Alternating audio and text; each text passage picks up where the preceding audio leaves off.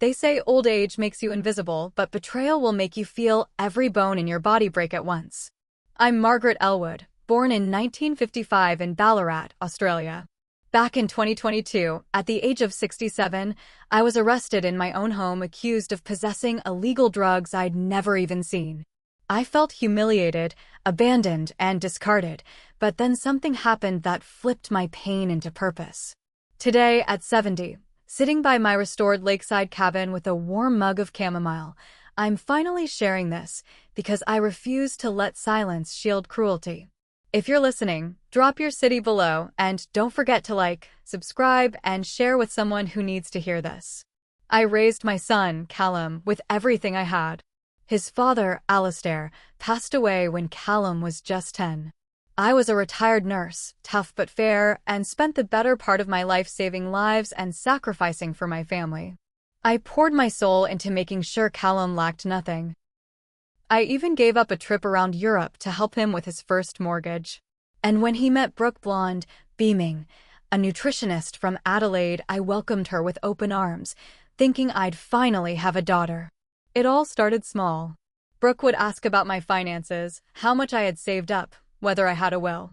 She said she was just being prepared, since I was the only living relative left aside from Callum. I didn't think much of it.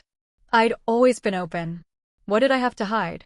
My superannuation had ballooned to $6.1 million after 3 decades of work, savvy investments, and an inheritance from my brother, Cedric, who died childless. I never touched the money. I lived simply in the same modest home I bought in the 90s. I'd told Callum it was all his one day. I wish I hadn't. The first red flag came when I noticed my medication had been switched. The capsules looked different, and I began having dizzy spells. I asked Callum to check, and he brushed me off, saying I was probably just getting older. Then one afternoon, I stumbled and knocked over a lamp. Paramedics came, and I noticed how oddly Brooke hovered near my bedroom. A week later, the police did too. They came with a warrant. A tip-off. "We have reason to believe this residence contains illegal substances," they said. I was stunned. My hands trembled as they opened drawers I hadn't touched in months. Then, like a cursed magic trick, one officer lifted a velvet pouch from the back of my sock drawer. Inside it, small plastic bags. White powder. Enough to warrant arrest. I collapsed into the wall. "This is a mistake," I said over and over, but it was like screaming into a canyon. They handcuffed me in my own dressing gown. Callum wasn't home. Brooke was. She feigned horror. "Oh my God, Mum, how could you?" she whispered, tears like crocodiles. "You need help." In the cold holding cell, I cried for the first time in years. They said if convicted, I could face several years in prison. I begged for a lawyer. I was granted a state-appointed one. She was sharp-eyed and skeptical. "Something's off here," she muttered after our second meeting. "I've seen setups before. This smells like one." It turned out the house's security footage had been mysteriously wiped the day before my arrest. Brooke claimed she was updating the system. My laptop was missing. Callum said he moved it for safety. The pieces were falling into place, but the picture they painted was grotesque. My own son. My own daughter-in-law. They were preparing to erase me before I even died. I was released on bail after 5 long days. I returned home to find the locks changed. "Mum, the lawyer said it's safer this way," Callum said. "Just until we sort things out." My heart cracked then, a deep fault line of betrayal that I couldn't hide. I was a prisoner in my own life. They even convinced my bank to freeze my account citing mental health concerns. I had to ask for pocket money. They brought in a carer, Margot, who reported to Brooke. I realized then that they were slowly replacing me. I was being erased like an old chalkboard message, one swipe at a time. I overheard Brooke on the phone. "Once the power of attorney clears, we'll transfer the bulk into that joint trust account, and Mum won't even notice." I noticed. That same night, I called Hazel. She was one of my brightest nursing students back in the day, now a forensic financial investigator based in Melbourne. I told her everything. She didn't hesitate. "We'll start by tracing the assets and undoing whatever they've tried to secure," she said. "But we need to move quietly. Hazel helped me contact a lawyer, Eleanor, who specialized in elder abuse and asset protection. Together, we made 3 crucial moves. First, I revoked the old power of attorney and named my nephew Felix instead. He'd always been kind, never once asked about money. Second, we changed the beneficiaries on all my accounts, removing Callum and Brooke entirely. Third, I installed a set of hidden cameras in the house with audio. The footage broke my heart. Brooke telling Callum she hoped I dropped dead already. Callum responded, "She's too stubborn to die. We'll need to move the timeline." I watched it all in silence. Grief soaked every cell in my body. But the anger? The anger sharpened me. Hazel traced 2 accounts Brooke had opened using my credentials. Fake email addresses, forged documents. We compiled everything. Eleanor filed for an injunction and contacted the police's financial crimes unit. Still, I didn't strike yet. I wanted to see how far they'd go. They tried again this time to commit me. Claimed I'd become paranoid. Told my GP I'd had a mental breakdown. I preempted them by recording every conversation, every interaction. When the social worker came for her evaluation, I sat her down with tea and asked if she liked lemon or honey. "Oh," she said, surprised. "You seem quite lucid." I laughed. "More than you'll ever know." Around this time, I remembered the old cabin. It was on a piece of land I'd inherited from Cedric years ago, tucked in the Yarra Ranges. Forgotten, overgrown, quiet. I began visiting it, slowly cleaning the dust, fixing broken tiles, and repainting the porch. It was my secret sanctuary. Back home, Callum and Brooke grew bolder. They had the audacity to invite a real estate agent into my home while I was out. I caught it all on camera. When I asked them, they gaslit me. "You're remembering things wrong," Brooke said with a smile. "Maybe you should rest more." I almost laughed. Rest? I was preparing for war. And war arrived one Sunday morning when they served me a letter. "Due to your deteriorating condition, we believe it best for you to transition to assisted living." Signed by Callum. Approved by a fake physician Brooke had connections with. My breath left my body. That was the day I decided it was time to end the performance. I would no longer be their confused little puppet. I summoned them both to the living room. Brooke wore her best fake concern. Callum looked tired but determined. I played them the footage. Their faces drained. I watched their expressions twist and buckle as each clip rolled. The forged signatures, the cruel conversations, the estate agent tour, even their attempt to institutionalize me. Silence. Then I spoke, my voice steady. "You both underestimated me. You tried to erase me, but I wrote myself back into the story." Brooke sputtered. You can't do this. We're family." "No, Brooke," I said coldly. "Family protects." "You plotted." Callum fell silent, but his eyes said it all. He thought I'd die before I figured it out. I stood tall, heart racing. "As of today, my assets are locked in an irrevocable charitable trust. Every cent. It will go towards supporting women who've been abused by the people closest to them. Not a dime for you." Their mouths opened. Nothing came out. "I've already informed the authorities. Expect subpoenas. And one more thing, get out of my house." They left, dragging defeat behind them like old chains. The silence after they left was the loudest sound I had ever heard.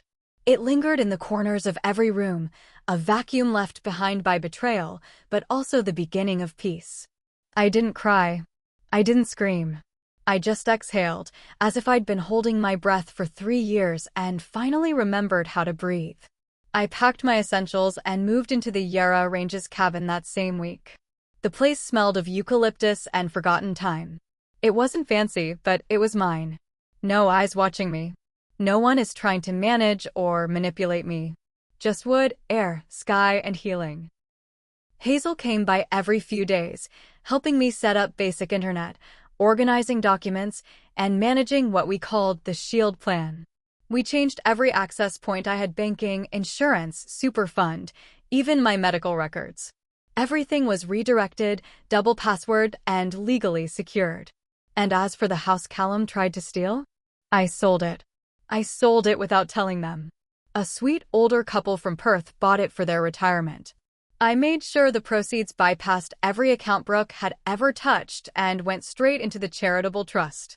The look on their faces when they returned one weekend and found a sold sign on the lawn? Priceless. The locks were changed again, but not by them this time. A few weeks later, I received a letter from Callum. Handwritten. First time he'd done that since he was 10. Mom, it began, I don't know what came over me. Brooke pushed me. I wasn't thinking straight. Please forgive me. Can we talk? Forgive? The woman he tried to have institutionalized?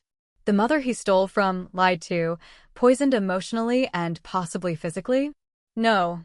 I didn't respond. Instead, I filed a cease and desist through Eleanor and ensured he and Brooke were permanently barred from approaching me, contacting me, or stepping foot within 500 meters of my new property. You see, I didn't want revenge. I wanted removal. And I got it. But healing wasn't instant. I would lie awake at night sometimes, recalling the Christmas mornings I spent making cinnamon buns for Callum, the scraped knees I kissed, the bedtime stories. I remembered him crying when his dad died and me swearing I'd always protect him. I never imagined the monster he'd become. Or maybe I did, but I just didn't want to see it. That's the thing about family. You want to believe the best. But sometimes, family is just a blood link. It's not a bond. And I had to make peace with that. Felix, my nephew, was the one who reminded me that love doesn't always come from the people you raised. Sometimes, it's the people who choose to show up. He visited every weekend, helped me build shelves in the cabin, and brought me fresh produce. When I fell ill with a minor infection one month, he slept on the couch until I got better. I'm not here for your money, Aunt Maggie, he said once, noticing the way I tensed when he asked to access my shed. I'm here because you saved me when Mum left me with strangers for a month and you fed me Vegemite sandwiches every day until she came back. I smiled. For once, tears came without shame. That was the first night I slept without waking up from betrayal dreams. The charitable trust? I named it the Elwood Hope Fund. It provides shelter, legal assistance, and therapy for elderly women who've experienced financial or emotional abuse. We started small with just a dozen women, some staying in temporary flats, others in crisis shelters. But slowly, the fund grew. Donors came on board. Hazel became its lead advisor. Felix volunteered part-time. We helped more women, mothers, widows, and forgotten retirees build a future after being burned by those they trusted. One of them, Doris, had her home stolen by her grandson using fake deeds. When she shared her story, we both held hands in silence. I thought I was alone, she whispered. I told her the same thing I wish someone had told me earlier. You're not. And you never were. I kept track of Callum and Brooke, but only from a distance. Their reputations were ruined. Brooke lost her license as a nutritionist after Eleanor filed a formal complaint with the board. Fraud, elder abuse, perjury, it all caught up. Callum went into hiding, last I heard. They tried suing me, of course. Claimed undue influence, said I'd been manipulated by outside forces. The court tossed it. We had too much evidence. I never gloated. But I did smile. Especially the day the cabin was finally finished. I painted the front door red. Red for strength. Red for rebirth. Red for every time I felt invisible and learned to shine anyway. On my 70th birthday, we held a small celebration under the trees behind the cabin. Felix brought a guitar. Hazel made lemon pie. The women from the foundation wrote me letters. One of them said, "Because of you, I didn't let my daughter talk me into a nursing home. I moved in with friends instead. And I've never laughed more in my life." That night by the fire, Felix raised a toast. To Aunt Maggie, who proved you can start over even when they think you've got nothing left. And maybe that's the truth that I want to leave with you. They thought I was done. That I'd fade away. That they could silence me with a few forged documents and a locked drawer. But I rose anyway. I rebuilt it anyway. And I loved again wisely, gently, fiercely. To everyone watching this, let me tell you something from one old woman to another soul who's maybe a little lost right now. The people who try to destroy you with lies often can't survive the truth. You don't need to scream. Just act. Quietly. Powerfully. Let them underestimate you. then build the life they said you'd never have. Now, I spend my mornings drinking tea on the porch, watching the mist roll over the hills. I sleep without fear. I laugh more. And I rest deep, honest rest. Because I earned it. And if you've made it this far in my story, I want you to know something. You are not too old to start again. You are not too late to fight back. And you are not alone. If this touched your heart, please like the video, subscribe to the channel, and share this with someone who needs hope. Drop a comment below, tell me where you're listening from, or share your own story. Let's lift each other up. Moral lesson. Even the deepest betrayals can birth the brightest renewals. Healing begins when you choose rest, reclaim your voice, and rewrite your ending.